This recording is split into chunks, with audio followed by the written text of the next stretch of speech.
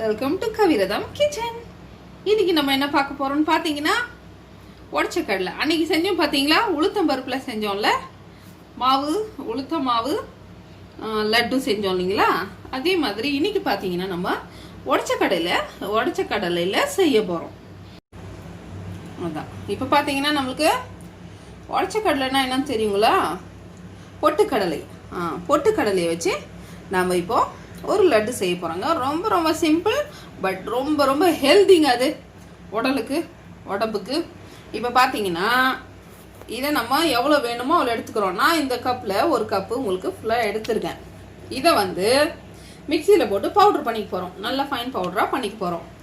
பண்ணிவிட்டு இது கூடவே பார்த்தீங்கன்னா இந்த கப்புக்கு இந்த அளவு கப்பு பார்த்தீங்கன்னா பாருங்க, இந்த அளவு கப்பு பார்த்தீங்கன்னா ஒரு 4 ஸ்பூன் சர்க்கரை நம்மளுக்கு போதுமானது. சுகர் நம்ம டேஸ்ட்டுக்கு தகுந்த மாதிரி தான். நீங்கள் அதையும் என்னது சுகரையும் நம்ம பவுட்ரு பண்ணிக்கிறோம். பண்ணிவிட்டு இதில் நம்ம ஆட் பண்ணிக்கலாங்க. எத்தனை ஸ்பூன் வேணுமோ அத்தனை நம்ம போட்டுக்கலாம்.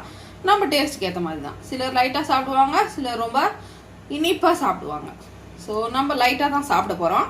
இப்போ பார்த்தீங்கன்னா நான் உங்களுக்கு இதை பவுடர் பண்ணி எடுத்துகிட்டு வந்து காமிக்கிறேன். பாருங்க, இந்த உடச்ச கடலையே நம்ம பொட்டுக்கடலையே இந்த மாதிரி பவுட்ரு மாதிரி பண்ணிட்டோங்க. வேறு எதுவுமே பண்ண வேணாம். ஜஸ்ட் எடுத்தோமா பவுட்ரு பண்ணோமா. இப்போ பார்த்தீங்கன்னா இதுலேயே நம்ம சர்க்கரையை நம்ம ஆட் பண்ணிக்கலாம். இது நம்ம எவ்வளோ டேஸ்ட் வேணுமோ அந்த அளவுக்கு. இப்போ நான் இதில் பார்த்தீங்கன்னா சர்க்கரையும் பவுட்ரு பண்ணி வச்சுட்டேன். அப்படியே போட்டாலும் ஒன்றும் இல்லை, இன்னும் குறான்னு தெரியும் நம்மளுக்கு. இப்படி போட்டிங்கன்னா மாவோட மாவாக ஒன்றும் தெரியாது. நம்ம பாட்டு கல்லியல்லி அட்டிக்க வேண்டியதாங்க. இப்போ பார்த்தீங்கன்னா இதை அப்படியே கலந்துக்கலாம். இதில் என்ன பண்ண போகிறோம் பார்த்தீங்கன்னா, நான் ஸ்பூன் எல்லாம் ரொம்ப யூஸ் பண்ணுறது இல்லைங்க. ஒன்லி எடுத்து போகிறதுக்கு மட்டும்தான். கையை ஆயுதமாக எப்பவும் சொல்கிற மாதிரி கையை ஆயுதமாக நம்மளுக்கு இருக்கும் போது அதை வச்சு யூஸ் பண்ணிக்கணும். போட்டு இப்படியும் அப்படியும் கலக்குனீங்கன்னா டக்குன்னு கலக்கிடும். அதுக்கு தான் சொல்ல வரேன்.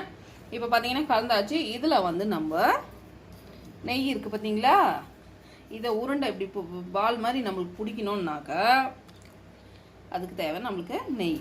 அதுவும் நல்லது. அண்ட் தென் பார்த்தீங்கன்னா ரொம்ப வாசனையாக நல்லாயிருக்கும். இப்போ பாருங்கள், அதுக்கு நம்மளுக்கு நெய் எவ்வளோ தேவையோ அவ்வளோ விட்டுக்கலாம். இப்போ லைட்டாக விட்டிங்கனாலே போதும். அது பால்ஸ் மாதிரி நம்ம பிடிக்கிறதுக்காக அது தேவைப்படும். அவ்வளோதாங்க. இப்படி போட்டு நல்லா கலந்துட்டிங்கன்னு வச்சிங்களேன். பாருங்கள், இதுவே எல்லாத்துக்குமே சரியாயிடும். ஒரு 3 to 4 ஸ்பூன் ஊற்றுனீங்கன்னா பிடிச்சிங்கன்னா அது பிடிக்கிறதுக்காக தான். ஆக்சுவலி பார்த்தீங்கன்னா இதில் நம்ம லைட்டாக பால் கலந்தும் செய்யலாம். இப்போ பாலுன்னு பார்த்தீங்கன்னா அது சட்டுன்னு ஒரு 2 நாளில் சாப்பிட வேண்டியதாக இருக்கும். நம்ம ஃப்ரிட்ஜில் வச்சிட்டோம்னா நல்லா தான் இருக்கும். பட் பார்த்தீங்கன்னா இது ஒரு 10 to 20 டேஸு 1 மந்த்துக்கு நம்ம அதுக்கு மேலே வச்சு சாப்பிட்லாங்க. நல்லாயிருக்கும், ஒன்றும் பிரச்சனை இல்லை. இப்போ பார்த்தீங்கன்னா இப்போது இதை கலந்துட்டு நல்லா நம்ம பிடிக்கும் போது உங்களுக்கு பால் செஞ்சு காமிக்கிறேன் பாருங்கள். நல்லா கரெக்டாக வரும் பாருங்கள். அவ்வளோதாங்க, பேசஞ்சாச்சு. இப்போ நம்ம உருண்டை பிடிச்சிக்கலாம். அதை உங்களுக்கு எவ்வளோ பெருசு வேணுமோ, சின்னதாக வேணும்னா சின்னதாக பிடிச்சிக்குங்க, பெருசாக வேணும்னா பெருசானாலும் பிடிச்சிக்குங்க. இப்போது நான் இந்த அளவுக்கு பிடிக்க போகிறேன். இப்போ பாருங்கள், எடுத்து இப்படி உருட்டடிச்சு அது லைட்டாக பவுடர் மாதிரி கொட்டுற மாதிரி செய்யும். பட் பார்த்தீங்கன்னா நீங்கள் லைட்டாக அப்படி சாஃப்டாக ஹேண்டில் பண்ணிட்டீங்கன்னு வச்சிங்களேன்.